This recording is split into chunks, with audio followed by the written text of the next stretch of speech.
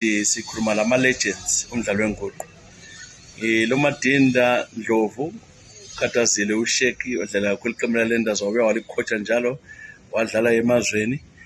Ngibe-ke lo Ajiro Argent Sawa wadlala iqembu leZimbabwe Saints, wabuya wahamba la emazweni, wabuya wazokhotsha njalo laye.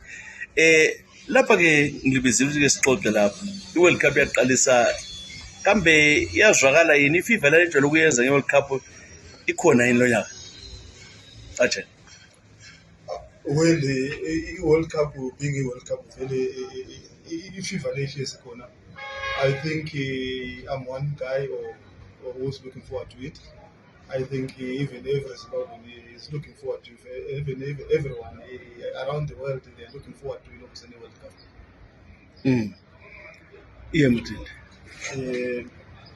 World Cup being World Cup all the time was the World Cup. If you were only corner worldwide. Umuntu abekhangele ukuthi babe kule World Cup, so the FIFA is always there. Ngasikhangelela isikhathi edlalwa ngayo lo nyaka awujwayelekanga, sijwayele ukuba ngoJune lapha. Khathesi abantwana bebukela ama-premiership lani ama-preparations, ama-friendly matches ejwayele ukwenziwa lana, lo nyaka kwenziwanga lokho. Kambe kunjani khona? Ama-team abelolongekile, babe sharp yini njengoba badlala ama-friendly amaningi? The good thing engiyibonayo mina ukuthi khona ama-league amaningi ayihloniphi ukuthi World Cup yaqalisa. Ase bevala wonke ama-competition ama-clubs. So I think khona kuyana kuqakathekisa ukuthi i-World Cup iqakatheke njani. Ajeni, ukhangeleleni wena, yiphi i-team ozikhangeleleyo? Unzima. Ngibona ngathi in terms of i-competition, ama-countries amaningi improve in terms of football, but bengafisela nje ukuthi maybe Argentina ingahamba lawo. uMessi he has won almost everything, usesalelwe i-World Cup nje career yakhe ukuthi avalelise. Yiyo yodwa angayiwini Messi. Ngibona ngathi yiyo yodwa angayiwini ama-Champions League, o-Copa America sowawina konke. Wena-ke nje ukhalele yiphi ilizwe? Lami ngivumelana no-Argent ukuthi at least uMessi will something a-retire towards the retirement age yakhe. Singasazwela uMessi kodwa yiyo eqinile, yibe eqinile, yi-Argentina. From the books, the Argentina can because Makangera from our friends that were they didn't lose many games, if not none. But in terms of competition, Bakanda was stronger. Because Messi, Di Maria, So i-Argentina uyibona iqinile. Kujwayele ukuthi bekukhanga no-Germany, o-Italy, o-Brazil. Kambe lo nyaka lizibona njani? Ziza-compete. Like we said, ukuthi competition kathi i-difference kayisekho nkulu kangaka. But amazwe esa-improve kakhulu. Lapha sithandazela or sifisela i-Argentina for icase kabani ekalala no-Messi. He has won everything in football except in the World Cup. I'm sure his colleagues, his teammates, even in Argentina, they are praying for Messi. But again, anything can happen. Anything can happen. We are not saying what gonna because Lionel Messi we need to. It's less piece of not Lionel Messi win something like retire. A change evident that it's more win or something. And the only thing I win is World Cup. So anything can happen. It's not that it's definitely going to Argentina win, but we're just saying it is our wish to say maybe Argentina win at all. Okay. Asikhala ama-defending champions i-France. Kambe libona iqinile njengoba kuthiwa la ikaluza ama-friendly matches. Kodwa yaphuma masinyana ngapha ku-European competition. Umbuzo onzima lo. But like I said earlier on, every country that is qualified for the World Cup, they're capable of doing anything. So it's a matter of if they come right, maybe first 2-3 games, I think they will compete. But if France is almost an African team in Europe, and it's got too many Africans in it. So, in as winning France, it be still okay. There's nothing wrong with France winning it, but it's always difficult for a country that has won Would it defend? to defend their cup in that cup, World Cup. It's always difficult.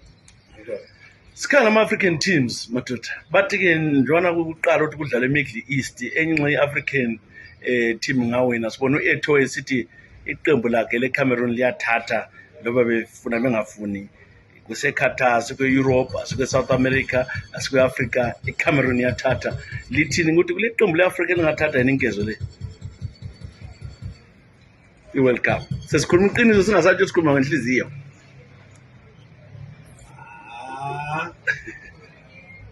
uyabona njani ngawuvele ngathiwa kule Zimbabwe would be saying ngawina because ngama-Zimbabweans. Yeah.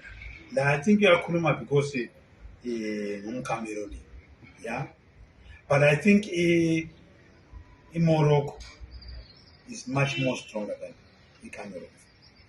Ngingazi ngumbono wami lo. iSenegal ke unumber 1 eAfrica lithi Is a computer, but in Bonagati, as a continent, it was still a few steps behind.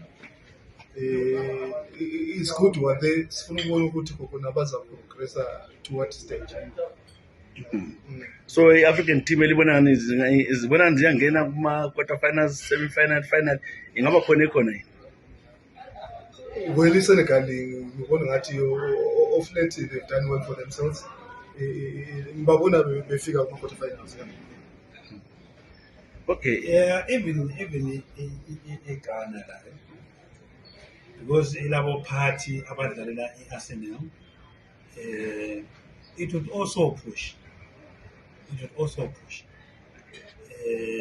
Ibora. Well, let's see as the World Cup kicks off this weekend. Sibon kona ama teams amija, but anything is possible in football. Anything is possible. okay lithini ngalokuthi kwodlaliswe eMiddle East ibhora njana sizoseblood abathi bazisola ukuthi bayinikela ngithiwa kwahambe izimali eziningi abantu bedizwa libona ngani izwi lavele ngele bhora neQatar Uplata la into wasola kuthiwa wahamsi World Cup eSouth Africa. Wasola sesomuntu esola abanye abantu la. Ikuvamile lo. Ukuthi ungabona usoliwe. bathi ngokuthi kuyachisa kakhulu lapha eQatar Ibhora idlalela ngapi manje? Idlalela bathi akula bhora kwelizwe lapho ningaze libuye eAfrica khona kuyachisa la kweAfrica. So ibhora ladlala anyway. It doesn't regardless of when idlala anyway. agent ufisa ukuthi i-World Cup ibuye futhi eAfrica Well, mina ngibona ngathi iFIFA indlela ephethe ngayo in terms of awarding ama-hosting countries la, I think they are doing a good job. Fantastic job. And nxa lisenza i-event, obviously it's all about leaving i-legacy. And infrastructure then sizasale eQatar kuya-improve a lot of things there. In terms of ukuchisa lokunenginengi lokhu angiboni ukuthi kumele sizihluphe ngakho ngibona ngathi they've improvised. Laba ababedlalela khona is going to be air conditioned. So akula ma-excuses here. kodwa izafa yabuye eAfrica njana lokhu ibhodi lokhu ibuyele eEurope phinde iye eAmerica phinde iye izafa yabuye yini ngapha Izaphinda ibuye ngibona ngathi lathi in terms of infrastructure e-Africa kumele si-improve so that ngaphandle kwe-South Africa phela at the moment iye ngayi-host abanye hayi abanye hayi asibone. Ngibona South Africa. Kulezinye indawo lazo esingathi la ama-stadium manje eSouth Africa le-possibility of zinga-improve. Anti kule grant enikwayo lana nxa iloze i-country. kodwa kumele utshengise ukuthi uhulumende naye ngakama Ngibona ngani maningi ama-countries e-Africa angakwanisa host iloze i-World Cup la.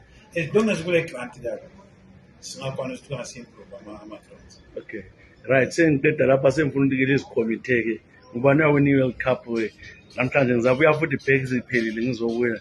Argent, sitshela uyawina ngayiphi i-World Cup? Mina ngithi Argentina. Yayibuyini. Yeah. Right, Sheki, Mbona ngani Argentina izawina. lonke li-Argentina.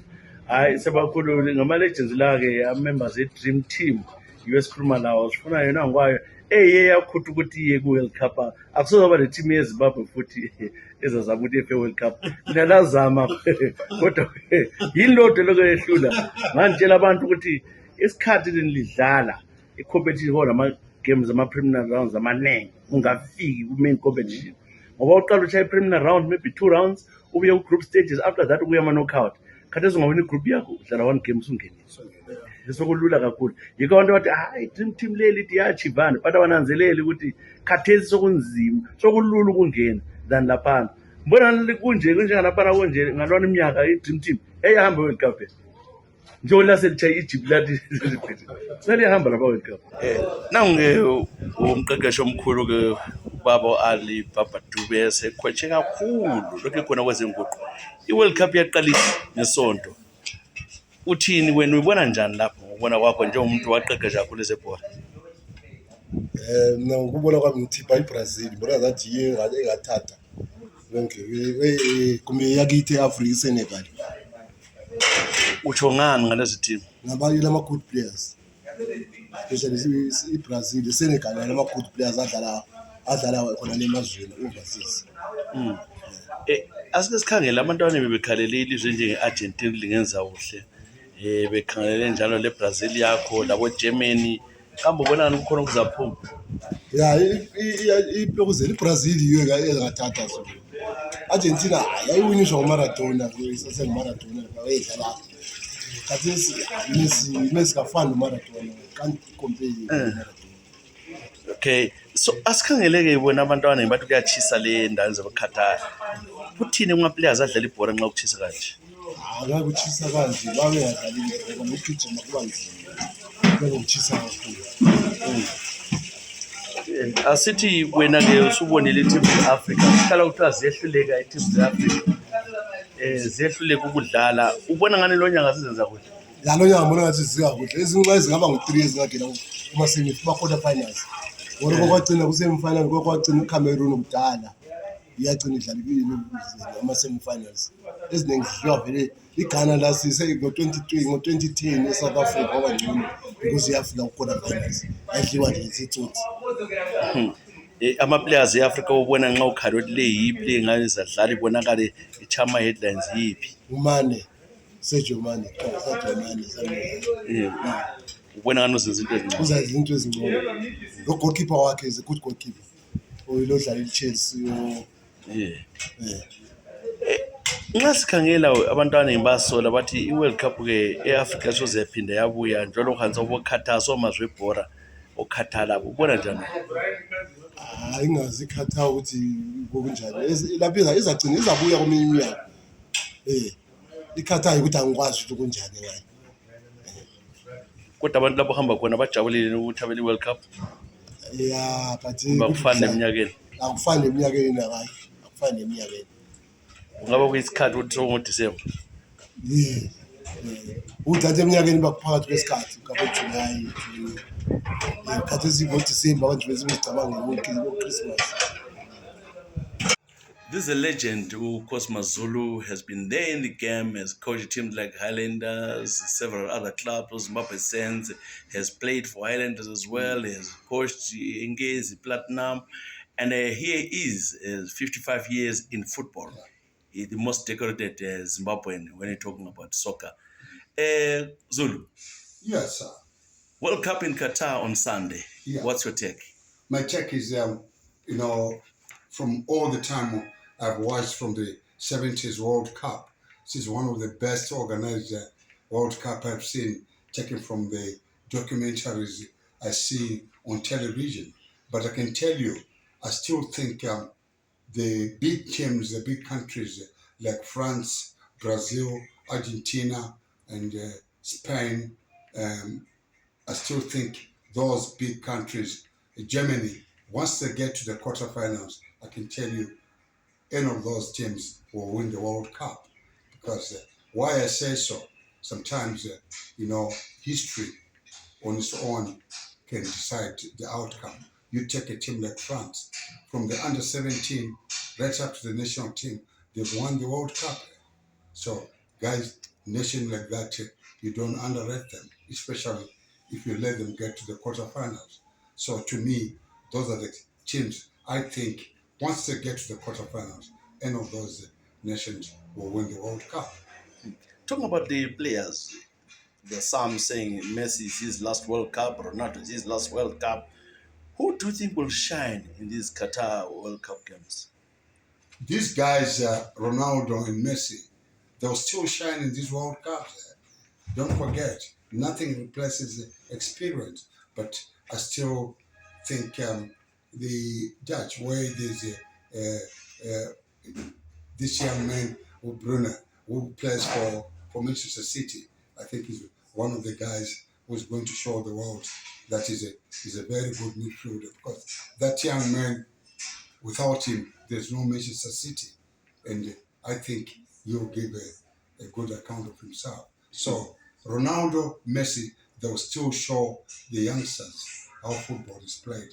You cannot take them away from this. Finally, it's I'm not talking about the Qatar in the Middle East. There's a lot of talk. Sepp Blatter saying it was a blunder to give it to Qatar. This is not a footballing nation. What's your take on that? No, but let me tell you, how do you expect? You can't say you don't need a football nation to stage a World Cup. But as it is now, Qatar has staged it. What have you done? You've actually spread the football language all over the world. They need it in Asia. They need it as well. Why? Because where are you going to get the experience if you are not allowed to drive in the center of the city? That's the only way you can get experience. Ngihlangane lo mgcinisihlalo weqembu leBulawayo City football team. Njalo ke wadlala ke iqembu leLenders, ilegend yeLenders ubaba Jerry Sibanda. Sibanda iyaqalisa ke World Cup eQatar ngesonto. Wona ubona njani ama-team akhona ngalesi sikhathi? Hayi, ngiyabona ama-team sibili manengi kulama-underdogs, kulama-championship contenders, especially team enjengeBrazil. Ngithe ngikhangela isquad sayo sibuyele emuva, sikhangele uRomario, Ronaldo bedlalisa ama-clip abo phele. Ngabona ukuthi hayi indlela abafuna ukwenza ngayo bafuna ukubuyela kuyonelani yabo CAF. Ngibona iqinile kakhulu. Kanti-ke la iGermany iqinile, ezabo Modric labo ziqinile, Croatia asiwo amathima alula, but bakhangelela ukuthi mhlawumbe eze-Africa zingaba weak. They are very strong teams. Ngikhangele e-Africa, iGhana, ngakhangela iSenegal, akulula, labo Morocco, akulula, labo Tunisia, ngama-team azabuya ngama-underdogs. Ngibona kuzasetshenzwa sibili kakhulu. Sikhangele ke iSenegal, uMane kuthiwa ayikasadlali imidlalo ye-World Cup. Ubona ngani iSenegal silimele phela la? Senegal kayilimalanga as such, is there uyamotivate ngokuba khona wayo khona pha, whether adlala mbe kadlali, but kulabafana abancane abagudu laphana kuSenegal. Ngibona bazawubamba umdlalo ngoba yena eyodwa ngeke adlale usani yedwa, but bona abantu abafana abakhona abamxhasayo ngibona bazenza izimanga. Abanye bekhala iqembu njengele-Brazil, le-Argentina ukuthi hayi zingahamba zezefika ngolala. Ziqina okunganani le-Argentina? Argentina ngiyayibona, but hayi indlela engikhangele ngayo, indlela yeBrazil ngendlela emiswe ngayo kule mbabazane, kuzaba le mbabazane ngoba kanye bona abafana ama-strikers e-Argentina hayi kukhanya kuzima lapha, akulula. Aye-Brazil akulula lapha, ya ngoba ungakhangela abafana labana ngendlela abavele bebakhali ngayo, babaziwe ngizancele. Ya sikhangele ke Europe lapha, Europe ihlale isehluleka, especially team enjengeNgilandi. Ngazi ifike emidlalo engaka ihlala isiwa kakhulu. Ubonani lo nyaka zebe zinjani? Ya iNgilandi ngokuyikhangela kwami ngibona ngani weak, ayiqinanga kangako, i-team e-weak. Sikhangele nje ama-players aya ngoba umdlalo wayo wona oweNgilandi uxhaswe ngama-player amaningi amanye amazwe. Wona babo balutshwane abangafika baphakamisa iqembu labo ngoba kukhanya basekelwe ngama-players amanye amazwe kakhulu. kakhulukazi yikho mhlawumbe lisiba weak iqembu leliya. Ithimu ke akuthi lapha ithimu ubona ngani yanqoba ngizaphenduka kwenza ukuthi iqembu akwalinqobanga ubona nathathwa yini icup. Ikapu mina ngwami sibili ngikhangelela iBrazil mbe lokho engilandela ama-clips eBrazil bona lana abophele 78 iyakutshengisa i-team yakhona ukuthi ivele ikhula njani. Qansa njengelada ayisiyo team lale phonguyehla qansa njengelada iya-prepare for years 4 years yabe prepare iBrazil. Yeah. Siza abantu khoza wayedlela ke iqembu lendala team lezwe okwamanje ke uyacoacha ke umqeqeshi lapha ke wayelendazi ku youth yangikhona la ku D1 kunjani ke sisi Philashisa kunjani asizwe ke wena ukuthi iWorld Cup iyaqalisa ngesonto usixoxela ukuthi uthini lapho iyaqala iWorld Cup nje wonke umuntu uyilindile akula muntu ongayilindayo iWorld Cup nxa umuntu webhora uyabuzokwazi ukuthi ngeSunday uyabusuhlezi eTV la usumele ukuthi wonke kwenzakalani maningi ama-countries kulamanye ama-countries angani ngamancane but kulama big countries vele okukhangelelweyo ukuthi noma kunjani angayithatha i-World Cup but sesake sabona kusenzakala over the years ukuthi kuba lama-surprises ukuthi ingakhangelelanga like Croatia I think yafika ku-final the previous World Cup I think years 2 or 3 back. Yeah. But for now, I think it's said ukuthi we tend to pick up ama countries anjengabo Brazil, ama European countries labo Spain over ama kuzeni try Africa. Yabona. Uthi vele kahle kahle umuntu ngasambula ama teams eAfrica. Of course, sebesifisa ukuthi la iWorld Cup we Africa. But hey, so bayishula sokunzima. I hope this time African country ingafika ku-crucial stage that maybe sifike ku-semi-final or so. Oyikhalele lapha ke Africa yipho ubona ningenza ngcono. Mina kwaThesi ngibona ngani it's unfortunate ukuthi umane maybe won't take part but for Senegal but ngibona ni Senegal ile chance and then le Tunisia to me Tunisia I think they will pull a surprise on a World Cup because Africa stage abantu abangasikhangelela. Ama-players nxa ukhangela ama-players omhlaba obona ngani ke kule World Cup azabonakala azibonakala ukuthi hayi izingcitshi adlale ngcono kakhulu siyezwa abanye bakhuluma ngoMessi ukuthi adlala kuhle uRonaldo lanxa sebebedala wena ukhalele wapha ama-players la. This time maningi ama-players ngasikhangelele especially the top players, the big players, abo Messi or Cristiano, obviously they will be there to shine. Mazashine vele. They are upcoming youngsters. Or abo Anthony, Brazil vele kahle kahle mbonani ile cream eningi. Angazi nginiza disappointed but ngibona kwami mbonani Brazil ile talent eningi. Labo Firmino, labo Neymar, you can name them banengi. Then the other countries, England, Saka, they are shining. Arsenal at the moment we're top of the log. So bazahamba vele they were in mood vele ukuthi they want to leave a mark on a World Cup big stage this. So Saka, Sancho, Jadon Sancho, Rashford, I think sizabona interesting World Cup this time around. Mazolimela uNkuku i-downgrading of i-career because i-World Cup ibiya ka-1 in 4 years and futhi ama-players abeyikhangelele uqayisa ukudlala la top notch because ubekhangelele i-World Cup but then karesiko kwanti i-World Cup kasayi kuyam-downgrade even like i-career even like sisikhuluma even at club level angabuye downgrade like sisikhuluma career wise at club level sangakhuluma nge-national team angabuya vele sephansi for and then sisikhuluma ngo-Sadio Mane obviously like kulamanye ama-players umele step up ku-Senegal maybe sesikhuluma abo Ismaila Sarr but then still abakho kulani quality abakadlali those top games esezidlalwe ngumane sesikhuluma ukuthi it's a light football at World Cup.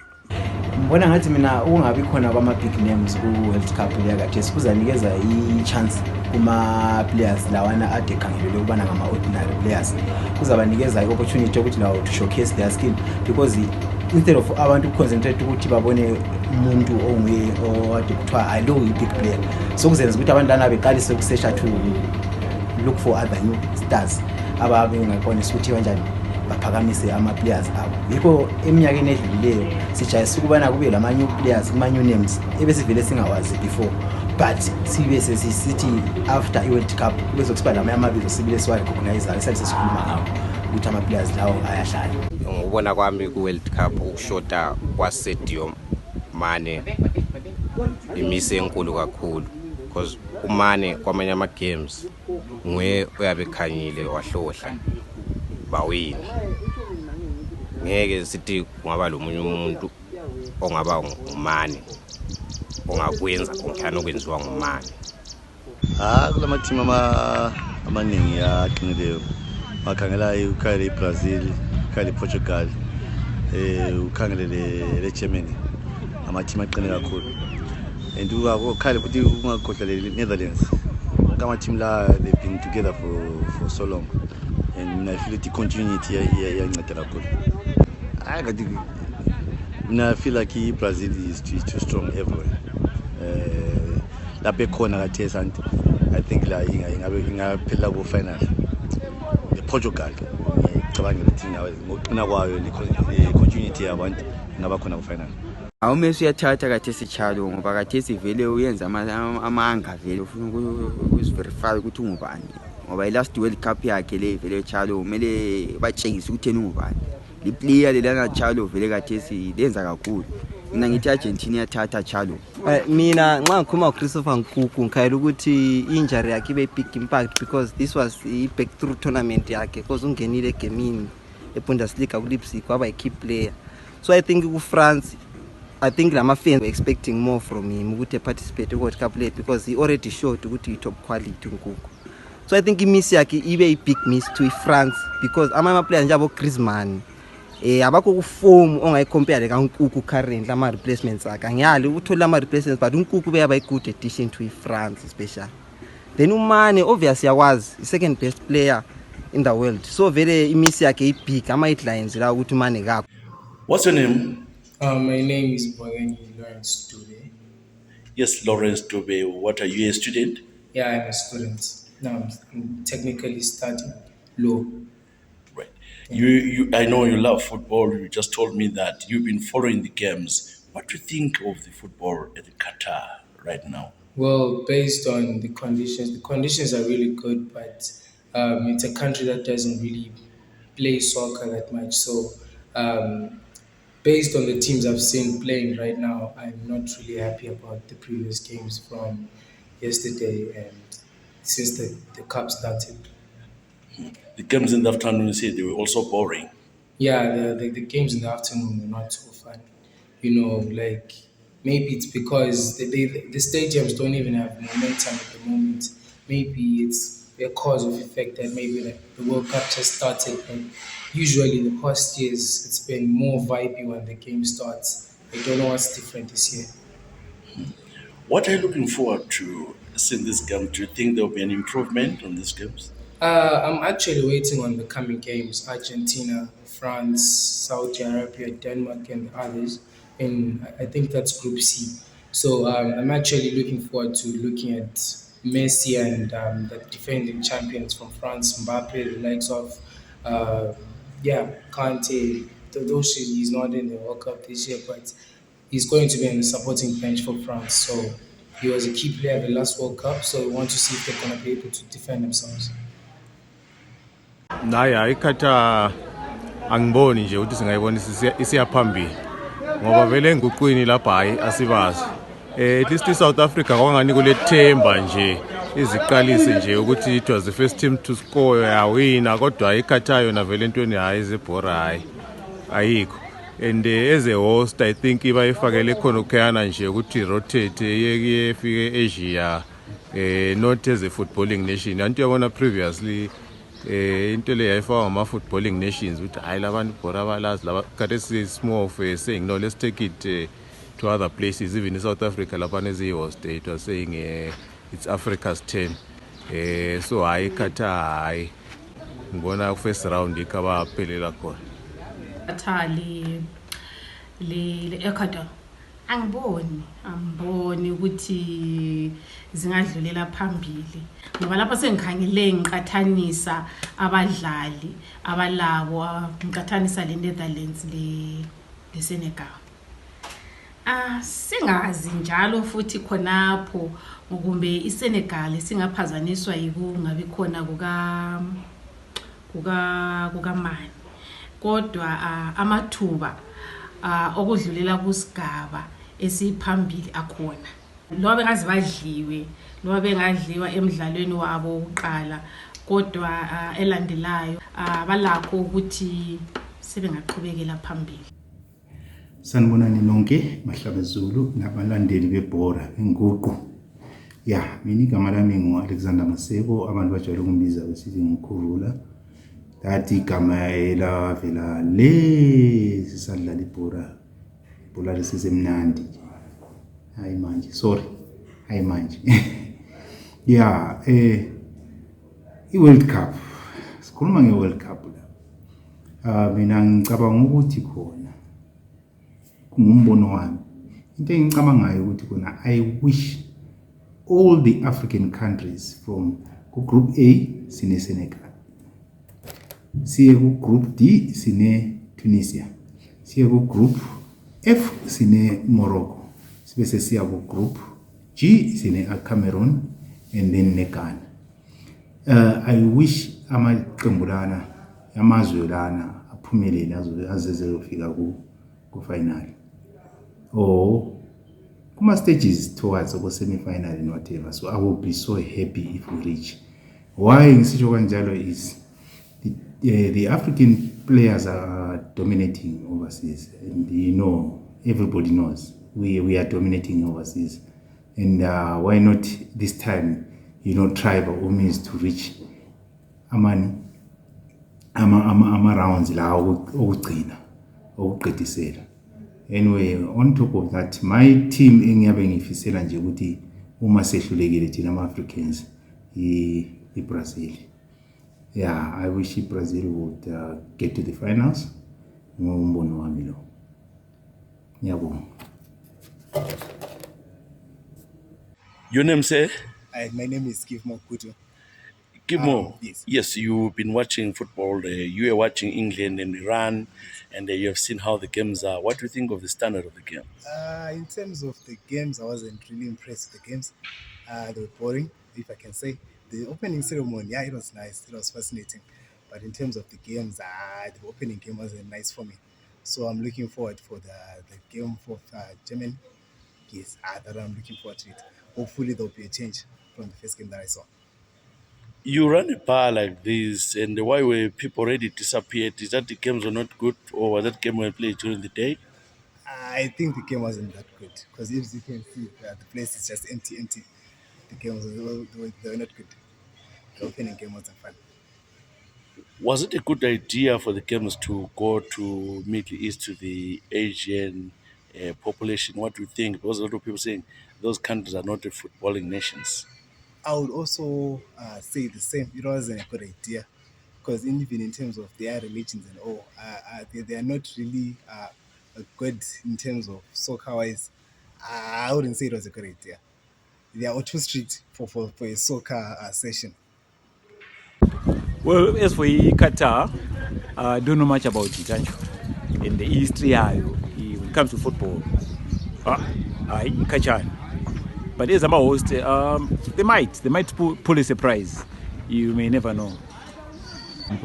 I'll give you a very good example which happened to me in the Zimbabwean football. When I was in Wanki, we used to have the advantage here. People struggle playing under that condition. So we have upper hand, when I be Qatar. In terms of the weather, they're used to it and they've got no problem with the weather. So my teams will struggle. My countries will struggle, really struggle. Ngibona kwami ku-World Cup ukushoda kwa-Sadio Mane imise enkulu kakhulu, because uMane kwamanye ama-games nguye oyabe ekhanyile wahlohla bawina. Ngeke sithi kungaba lo munye umuntu ongaba nguMane ongakwenza konke anokwenziwa nguMane.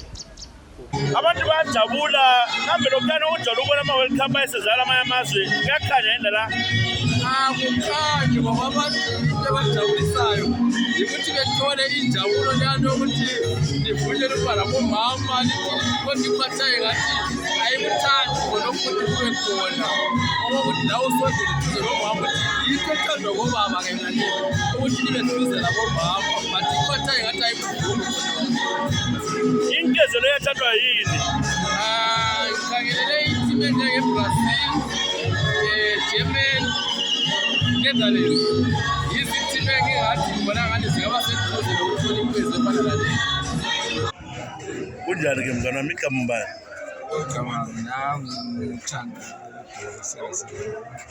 ukhuluma liphezulu mbani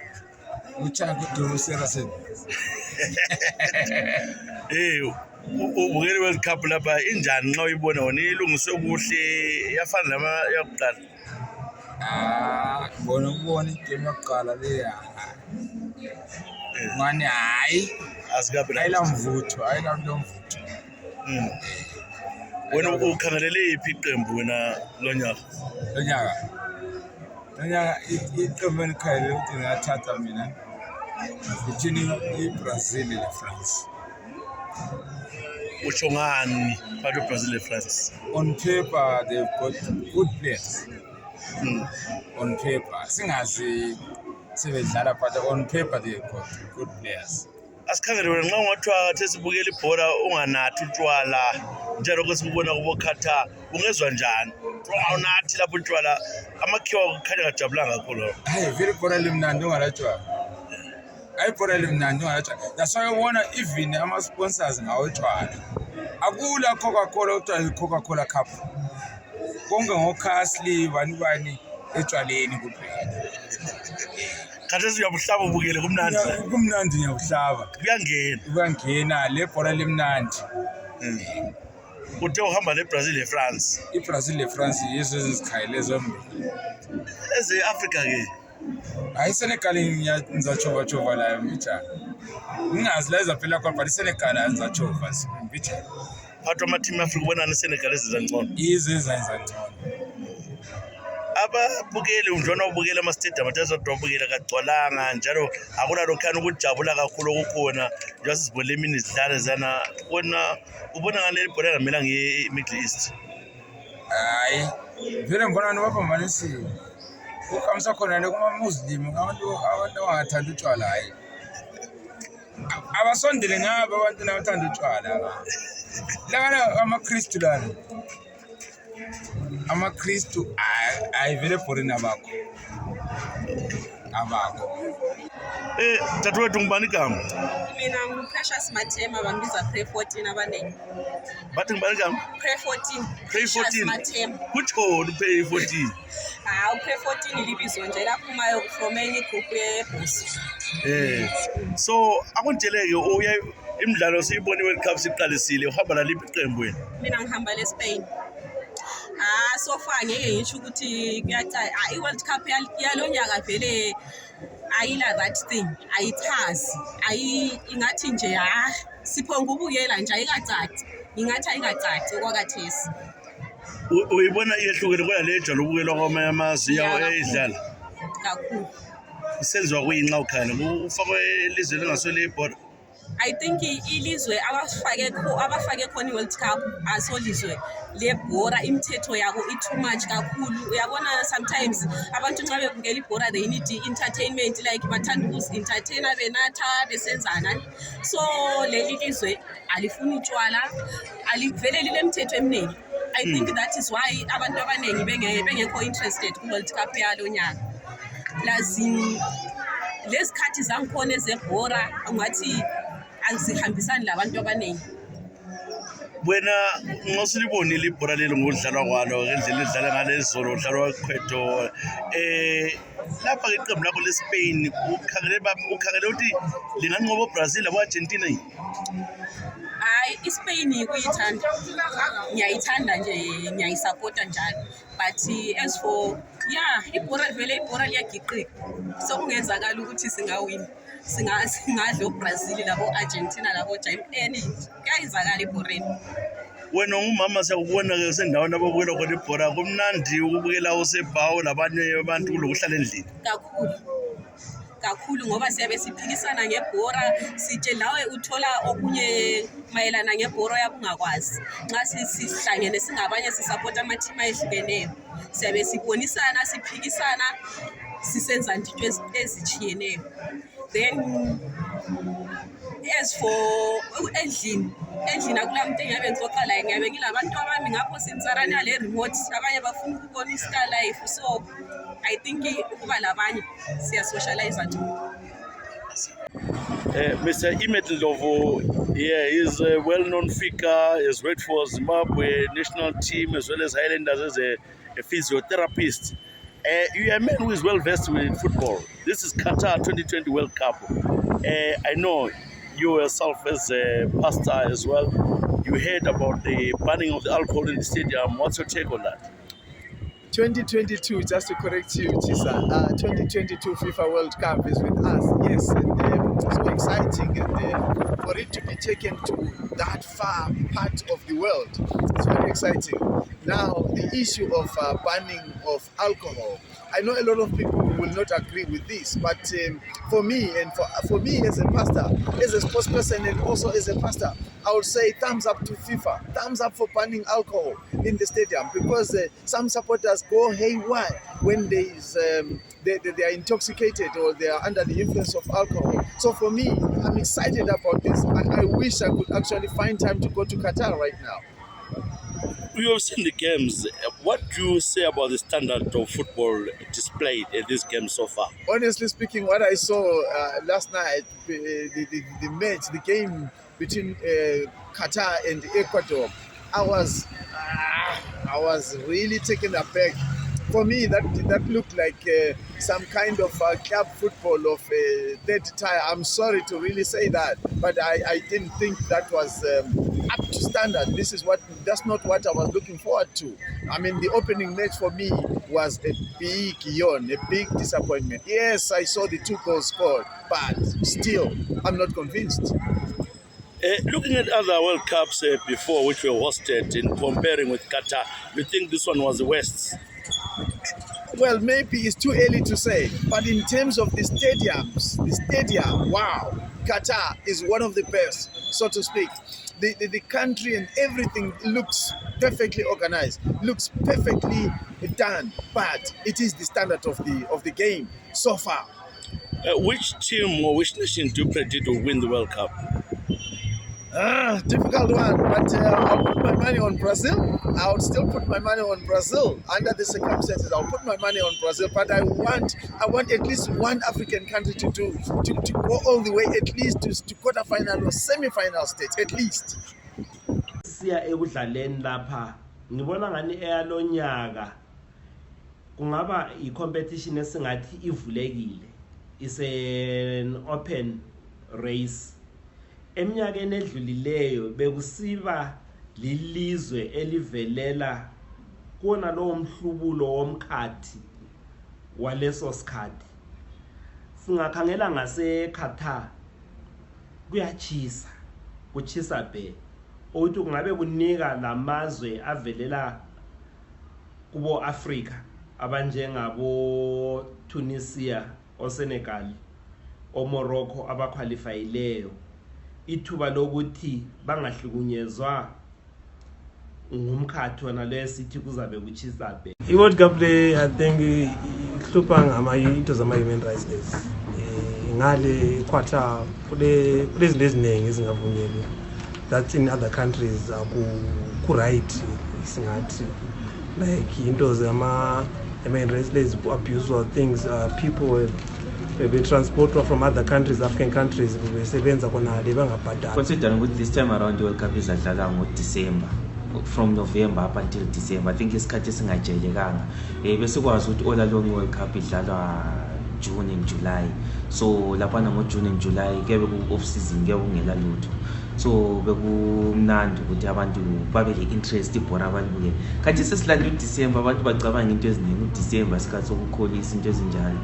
and besiphakathi kwe-EPL, people they were still enjoying ama-local leagues. So nxa sesiya ku-break sokuseba le-World Cup, I think it makes it more difficult for abantu, because abantu kade sebezikholisela ibhora leli likhona. Nxa sesiya ku-break sesiya ku-World Cup, I think it has really affected that. So for me, I think konkana ukuthi ishiftiwe since this time around yabe seQatar yadlala from November to December. I think it's somehow it has affected abantu ukuthi bangabe le-interest liyana le-hype liyana tesilayo iminyaka le edlulileyo. Katesa sila madwe because people they are not asking for ama replicas because they don't, that vibe is no longer there. Like that vibe, World Cup in South Africa, people have got that motivation and vibe to follow all the teams. But this time it's very low. Siyayibona World Cup yes and ama remote khanya soze sibe lawo kodwa kungasenani sifisele kuhle ama African countries azadlala sibafisele kuhle bona abakade besirepresenta kubo EPL abasirepresente sese Africa khathesi sebesirepresente Africa, so we wish them all the best. Ngingazi ukuthi izikhathi zizasivumela yini ngoba ngibona ngathi izikhathi izadlala ebusuku kakhulu, so kuzadinga ukuthi abantu baye bevuke ebusuku ukuthi babukele ibhola during the day ukuthi phakathi kwesikhathi lapha siyabe sozela emsebenzini. But mina ngokubona kwami ngibona ngani izaba i-tournament emnandi kakhulu ngoba ama-players aselectiweyo kuma-teams lapha ngibona ngani ngama-players aperforme kahle ama-season wonke yona lawo ngakhangela i-season le actually kade ikhona kathesi ungakhangela especially England labo Bukayo Saka, Declan Rice, labo Mason Mount, ama-players that aletha izinga eliphezulu emidlalweni webhola. I think Brazil singathatha ngoba singathi sifuna ukukhayela kuhle. I-attack yabo is strong kakhulu, bale attack is strong.